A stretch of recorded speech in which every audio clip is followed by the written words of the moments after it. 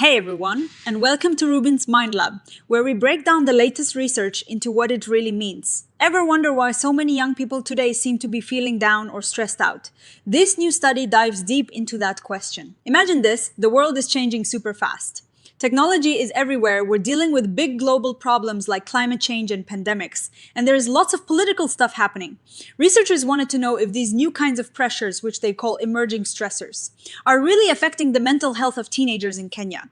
They looked at things like how much teens use social media, compare themselves to others online, worry about climate change, feel stressed by pandemics, and even if they've been exposed to ethnic or political violence. They found that all of these things are linked to more depression and anxiety in teens.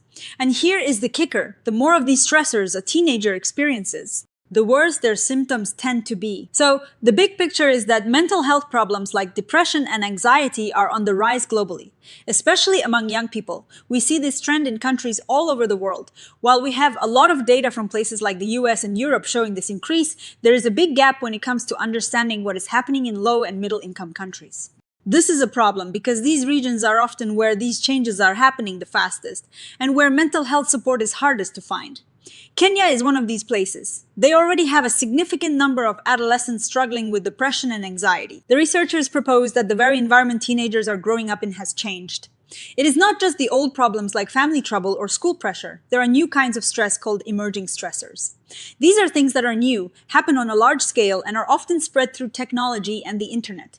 They're splitting these stressors into two main groups: digital ones, like too much social media use and comparing your looks online, and global ones, like worrying about climate change, stress from pandemics, and exposure to violence.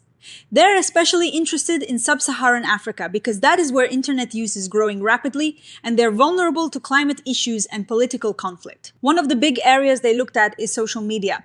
We all know social media is a huge part of many teens' lives now. The study points out that when social media use becomes problematic, meaning it is obsessive, hard to stop, or causes harm, it is strongly linked to depression and anxiety. Another specific way social media can hurt is by making teens compare themselves to others, especially when they see highly edited or idealized images related to appearance.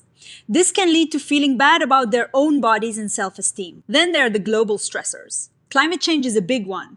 Teenagers are growing up with the knowledge of a changing environment, and this can create a lot of emotional distress, especially because they're thinking about the future they'll inherit. In places like Sub-Saharan Africa, climate change isn't just a future worry. It is a reality with drought and floods affecting livelihoods and stability, which can deeply impact young people's mental health. The study also includes pandemic-related stress, which we all experienced, and its effects can linger even after the immediate crisis is over. Lastly, exposure to ethnic and political violence, whether directly or through the news, is also a known risk factor for mental health problems. The really interesting part here is that teens can be affected by violence even if they don't experience it directly, just by seeing it reported online. What is really important about this research is that these stressors don't usually happen in isolation. A teen might be dealing with problematic social media use, climate anxiety, and exposure to violence all at the same time. The researchers highlight that when these adversities pile up, they can have a much bigger impact than just adding them together. This is called cumulative burden. So, the main goal of this study was to see if these emerging stressors are associated with depression and anxiety in Kenyan adolescents. If the burden of these stressors builds up when they happen together, and to explore some possible pathways connecting them. They conducted 2 school-based studies with a large number of teenagers in Kenya. Let's simplify how they went about this. They did 2 separate studies in schools. One study focused more on global stressors like climate change and pandemic stress, while the other looked at digital stressors like social media problems and online appearance comparison, plus exposure to violence. They surveyed thousands of adolescents, asking them about their mental health symptoms using well-established questionnaires for depression and anxiety. They also asked about their experiences with these digital and global stressors, and about their body image. They used sophisticated statistical methods to analyze the data, making sure to account for the fact that students are grouped within schools. And they used techniques to handle any missing data. For depression, they used the PHQ-8, which looks at how often teens experience certain feelings over the last 2 weeks. For anxiety, they used the GAD-7, which is similar. They measured problematic social media use with the SMD's -9, looking for addiction-like symptoms. Online appearance comparison was assessed with 2 items asking about comparing themselves to others on social media. Climate change anxiety was measured with questions about worry and distress related to environmental changes. Pandemic-related stress used the CSS -11 to gauge stress from the COVID-19 pandemic. Exposure to ethnic political violence was assessed with 7 items asking about frequency of exposure. Body esteem, which they thought might be a link between digital stressors and distress, was measured with a short scale. They also collected information on age, gender, family background, and other important factors. First off, the study found that depression and anxiety are really common among these Kenyan adolescents. About a quarter to a third of them were experiencing significant symptoms. What is interesting is that these rates were pretty similar between the 2 study groups, which helps suggest their findings might be consistent. Now, let's talk about those emerging stressors. The study confirmed that these stressors do indeed co-occur. For example, teens who reported problematic social media use were also more likely to report online appearance comparison and exposure to violence. This is where we get to the main findings. Hypothesis 1, that each emerging stressor would be linked to depression and anxiety, was strongly supported. Every single stressor they looked at was independently associated with higher levels of depression and anxiety, even after accounting for other factors like age and gender, problematic social media use, online appearance comparison, climate change anxiety, pandemic-related stress, and exposure to ethnic political violence all showed these links. Looking at the numbers, problematic social media use had a standardized beta of 0.31 for depression, meaning for every standard deviation increase in problematic use. Depression symptoms increased by about 0.31 standard deviations in the total score. For anxiety, it was a beta of 0.30, online appearance comparison. Though a bit lower, still showed significant links. Climate change anxiety actually had one of the strongest associations, with a beta of 0.33 for depression and 0.36 for anxiety. This shows that worrying about the future of the planet is a significant mental health burden. Pandemic-related stress and exposure to ethnic political violence also showed significant associations with both depression and anxiety. Now for hypothesis 2 about the cumulative burden.